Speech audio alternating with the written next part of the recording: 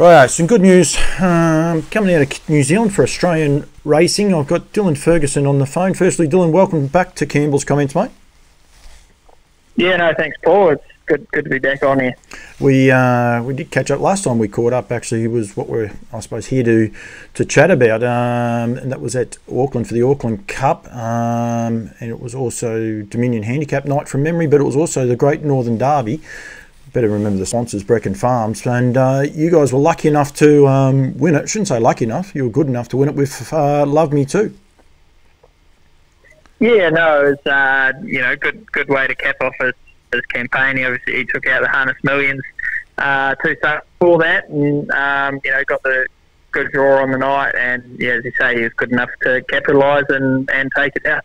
Super exciting, because I was listening to the radio today, and Rogie, of course, got a great team of thoroughbreds this year as well, but they alluded to the fact that you are potentially bringing 3, maybe 4, depending on who I talk to, horses, standardbreds out as well as the thoroughbreds. He's bringing a team of thoroughbreds across to contest the Spring Carnival, and Love Me Too is one of those horses that's going to come out here to the race in Victoria, which is super, super exciting.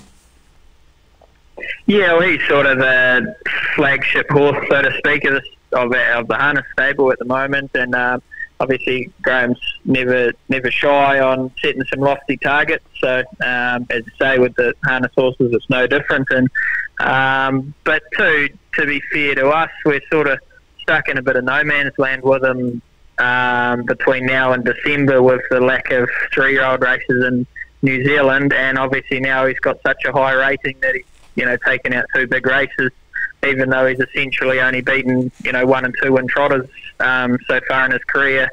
So while it's great to be chasing the big races, it's also just it'd be nice just to race him against his age group and get a bit of racing under his belt before the main aim, the New Zealand Derby at the end of the year at Addington.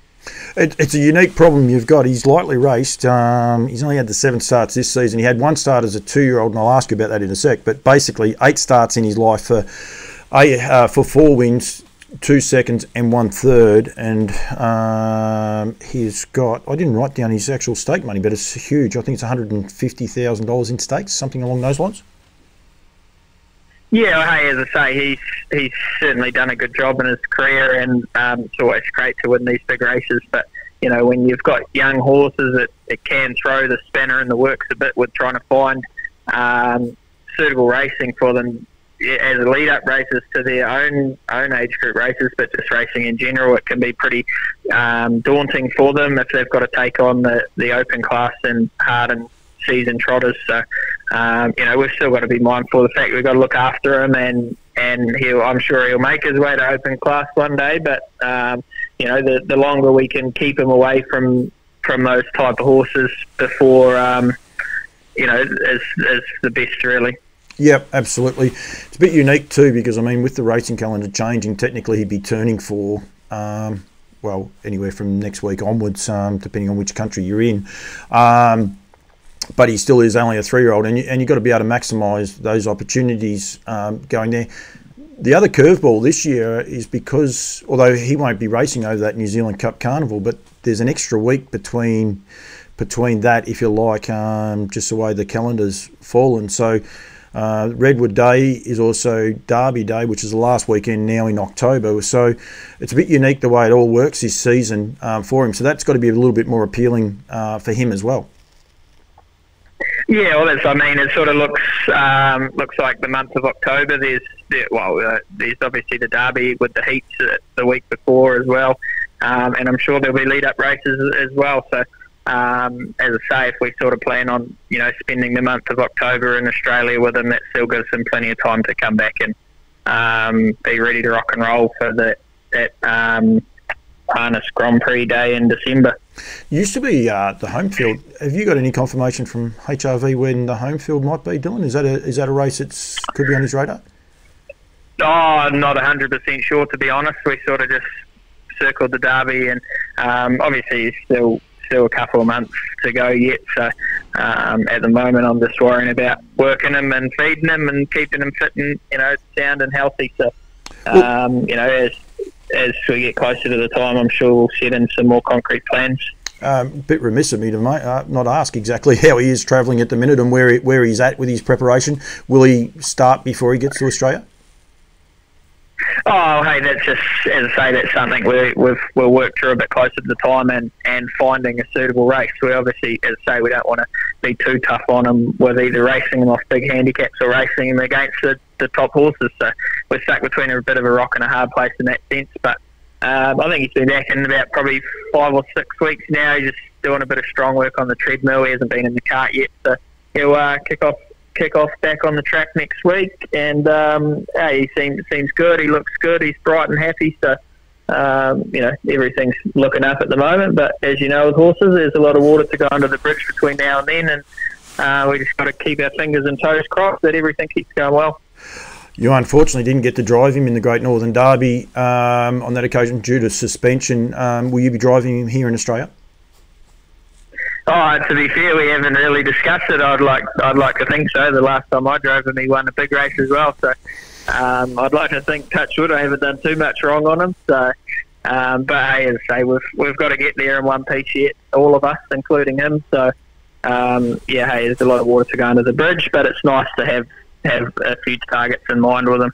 Yeah, no, absolutely. And you won the NZB Harness Millions with him, mate, so you know exactly what you're doing behind him. He looks, we will get on to the other guys, he just looks a lovely trotter. I've seen him that night in the person. He's a big horse. He's to be, probably he still looked like, I think you and I discussed, he's still that little bit immature. He's by what the hell out of Love Your Doozy, but he just looks like a horse that will get better and better. Has he developed? Because that night, I was impressed with how big he was, but then you look at him and he is that little bit immature, if you like, as far as his personality goes. Yeah, that's probably the biggest thing. He's always been a really nice looking horse and a great type. It's just been mentally, he's been quite immature, and just his joints and that, obviously when he's growing and things like that, it doesn't take much for the immaturity to shine through. I've always thought a bit of time's going to certainly do him wonders. And as I say, we haven't done a huge amount with him yet to know too much, but all signs are looking positive at the moment anyway. No, he's a super exciting trotter, and I think it's great for trotting full stop. And it's great for the Australian and New Zealand side of things, going backwards and forwards for what's going to be a great end of the year, because, as I said, he won't miss out on your main derby because that's not until December, so you've got plenty of time to get him back and go from there. You're going to bring a couple others. You're actually going to be bringing She's Bella, with you as well. She's a Pegasus Spur.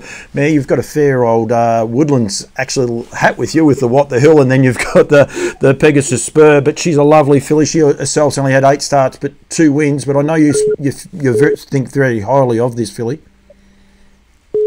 Yeah, obviously, as I say, Lovemeto is sort of the flagship horse, and it would be nice if we could put a little bit of a team together around him to bring over and, make the trip a bit more worthwhile. And she's a horse that I've always held in quite high regard anyway. If I'm being honest, I don't think she's much inferior to him. And certainly earlier on, she had a lot more natural ability. I certainly think he's closed the gap a wee bit on that in that front now, but as I say, I've always had quite a big opinion of her, and I think she got a wee bit crook last prep, and after that first start she raced against the older horses and ran super, and I think that probably just kicked her ass a little bit, and we struggled to sort of get her back to her best after that. And she didn't race horrendously or anything like that in the Trotting Oaks, but she got a pretty good trip, and she should have been right there with the angle of racing in the Derby next week. But once that didn't eventuate, we tipped her out and gave her a spell, and she's probably a bit more advanced than Lovemeto is at the moment, so she's going to get a chance to sort of have a few races over here, and she's one that is actually quite well rated in New Zealand, so as I say, she's going to have a few starts between now and then to give her the opportunity to put her hand up to say she's worth taking for a ride as well.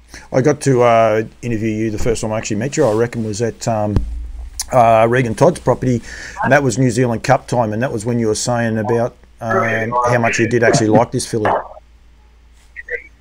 Yeah, exactly. As I say, she's was a always two-year-old. had a lot of natural ability and a lot of potential there. So, things didn't quite go right with her last prep. So we just got to hope we're over those hurdles. And as I say, she's going to come back a better horse this time, and I'd say.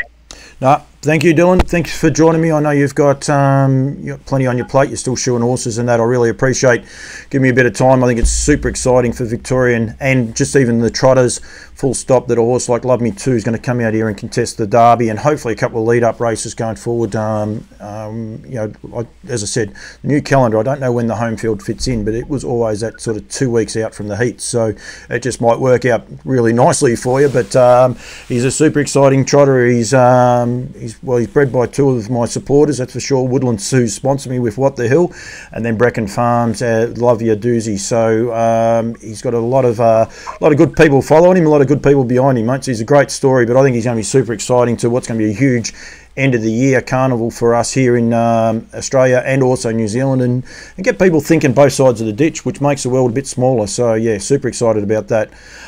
Mate, thank you for joining me. Look forward to catching up with you. I won't be there on Derby Day, unfortunately. I'll be at Kaikoura. The Kiwi will be in Australia and the Australian will be in Kiwi land, but that's okay, mate. We'll cross that bridge when we get to it. But thank you very much for joining me, mate.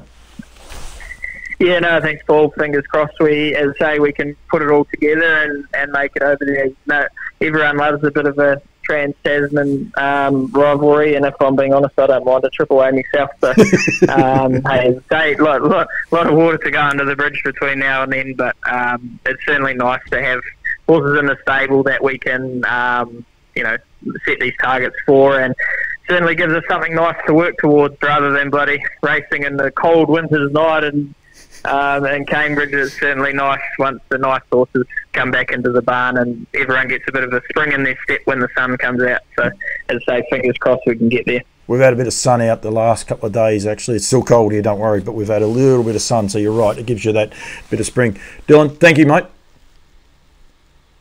Yeah, thanks, Paul. It's much appreciated.